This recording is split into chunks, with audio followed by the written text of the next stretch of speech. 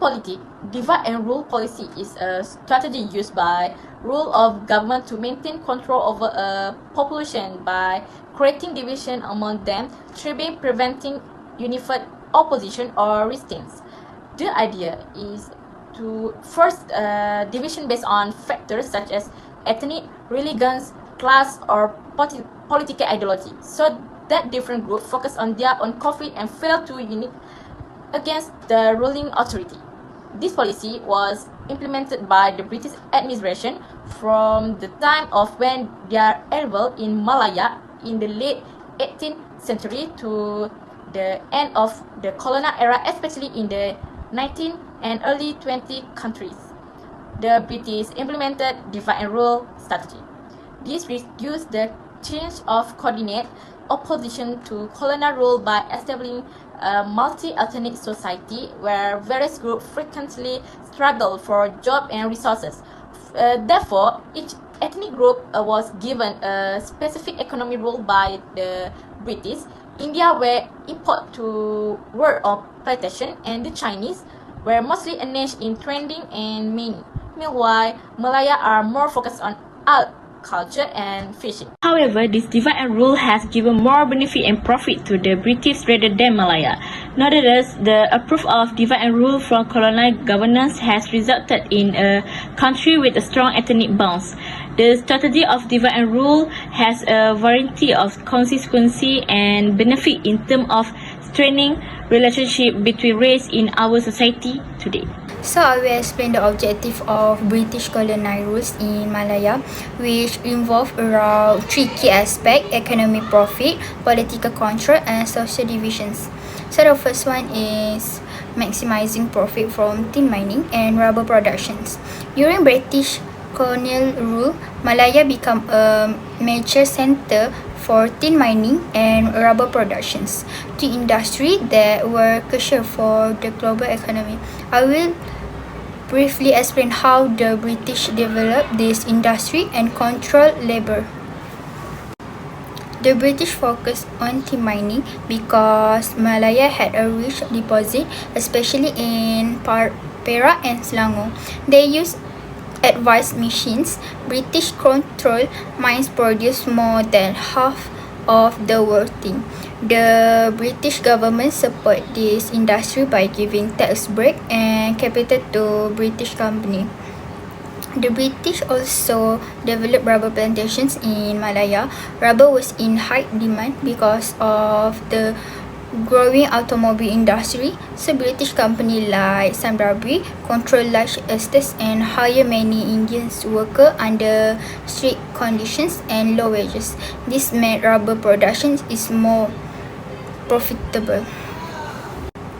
The second one is securing political influence through indirect rule.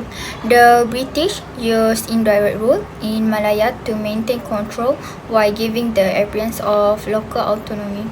Malay Sultan were kept as a symbol leader, but real power was held by British residents who managed finance, trade, and law.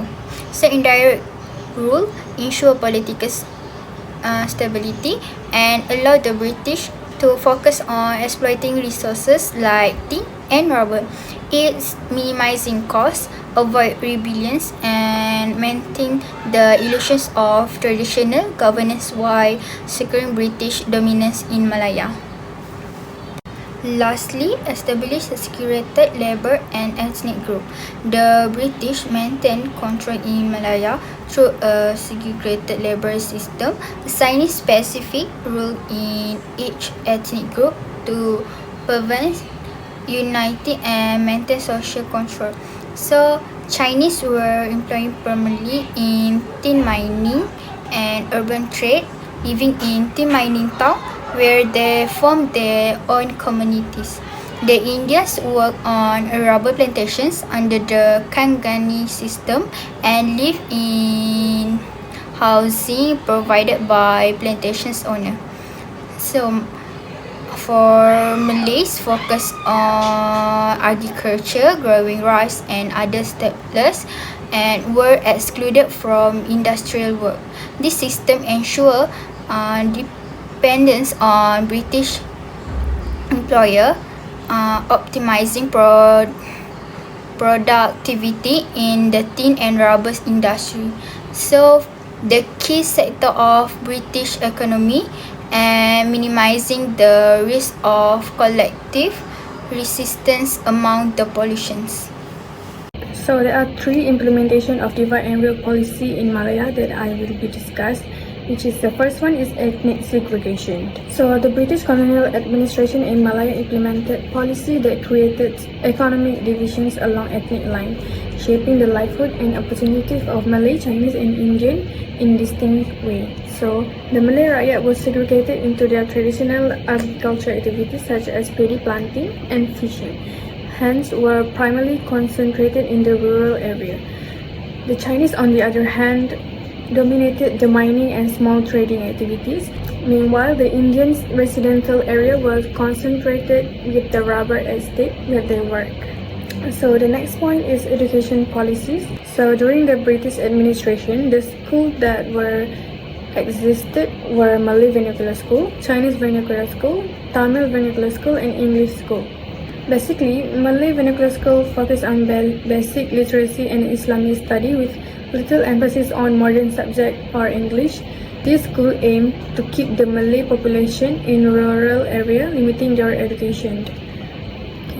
The next is Chinese Vernacular School, catered to the Chinese community, teaching in the Chinese dialect and focusing on Chinese culture and business skills. However, English was not prioritized, creating a divide between the Chinese and the English-speaking elite. Moreover, Tamil Vernacular Schools served the Indian laborers on plantation, offering basic education in Tamil and focusing on religious studies. Like the Malay school, their curriculum was minimal. Lastly, English school for the colonial elite, teaching English and British subjects like science and history. So the schools were reserved for the upper class and reinforced social division. So the next is treaties and agreements. So the British colonial influence in Malaya was solidified through the introduction of the resident system. To secure the loyalty of the Malay people, the British relied on the authority of the sultans, who were highly respected by the local population. So the sultan were allowed to retain ceremonial power, but their political influence were gradually reduced. This was achieved through the appointment of British resident or advisor who held real control over the governance of the state. Therefore, to formalize the system, the British entered into agreement with the Sultan such as the Pangkor Treaty of 1874. This treaty established the resident system where a British political officer or resident was appointed to each Malay state. So the resident was responsible for the administration of the state and advised the Sultan on the key matters such as law, finance, and foreign relations. Through this agreement, the British ensured the cooperation of the Sultan while maintaining ultimate control over the administration and economy of Malaya. Malayan political history was shaped a lot by British colonial rule, especially their divide and rule policy that separate communities by ethnicity. In 1946, the British introduced the Malayan Union, which upset the Malay because it threatened their rights, their sultan's position, and the Malay identity. This led to the creation of UMNO, which is led by Dato' Onn Jaafar to defend Malays' rights. UMNO effort paid off when the Malayan Union was replaced by the Federation of Malaya in 1948, restoring some power to the sultans. To represent the Chinese community, the Malayan Chinese Association (MCA) was formed in 1949. Led by Tuan Tan Cheng Lock, initially focused on welfare, it later became political, working with UMNO to form Alliance Party showing cooperation between races. The Malayan Indian Congress (MIC) was founded in 1946 by John Tivey. At first, it supported Indians' independence but later fought for the right of Indians in Malaya. MIC joins the alliance in 1954, creating a strong multi-ethnic coalition. Together, UMNO, MCA and MIC formed a strong coalition that eventually led Malaysia to independence in 1957. During British rule in Malaya, education was deliberately divided by race, with separate schools for Malay, Chinese, Indian, and English speakers. Malay Vernacular School mainly provided basic education in reading, writing, and math, preparing rural Malay for farming and fishing. The elite, however, attend institutions like Malay College Kuala Kangsar (MCKK), which groomed them to work under British authority. Chinese schools, on the other hand, were community-funded and often aligned with China's education system. By the 1920s, some even became hubs for anti-colonial movement, worrying the British. Tamil schools, mostly run by the plantation owners or missionaries, struggled with poor funding and relevance, leaving many Tamil children to continue working on plantations. While English schools offered a better opportunities but were mainly accessible to wealthier urban families, often excluding rural Malays. This racial segregate system deepened social divides and helped the British maintain control, keeping each community within its prescribed role in colonial society. Hi, Assalamualaikum. My name is Nur Fatia and I'm going to talk about the impact of British colonial in economic and social. For economic, during British colonial rule, Malaysia economic was segmented along ethnic line as part of the divide and rule policy. This strategy ensured the colonial administration maintained control while forcing dependency among the different ethnic groups.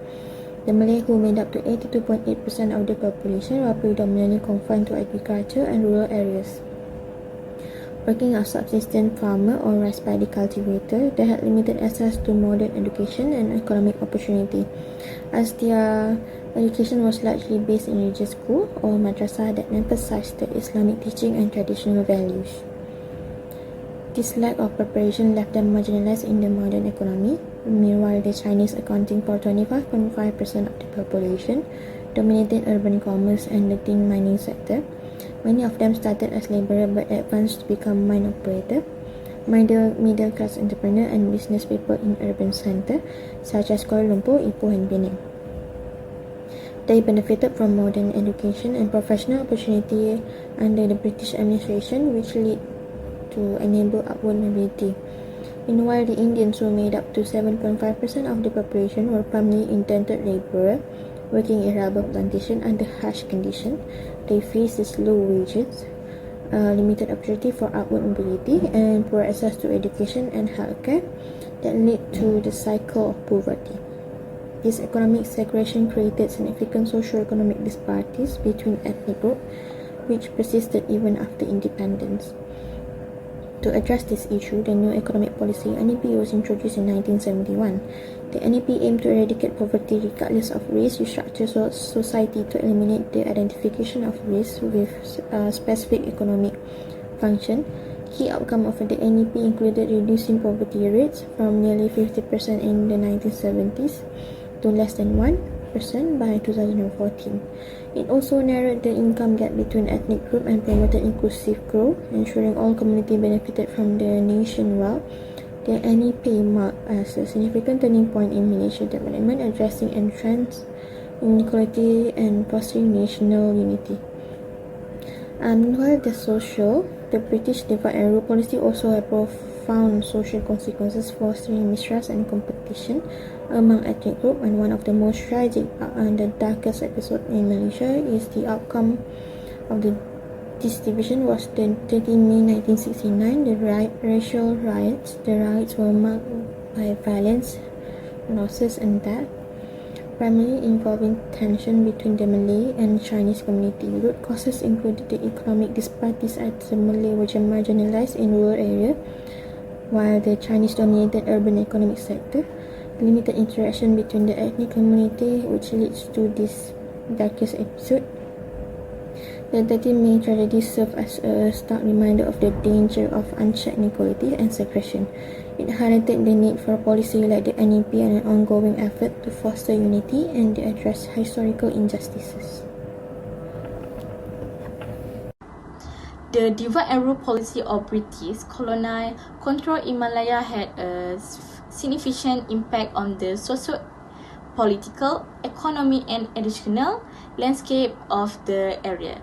This tactic increased socio-economic gaps that still exist today and encouraged ethnic tensions, especially between Malay, Chinese, and Indians. Indirect rule was used by the British to include native monarchs and promote the emergence of ethnic political parties like as UMNO, MCA, and MIC, whose ideologies still influence Malaysians' politics today. By diving labor along ethnic lines, the British took advantage of Malaya's resources economical maintains disparities that continue after colonial administration despite effort like the New Economy Policy (NEP).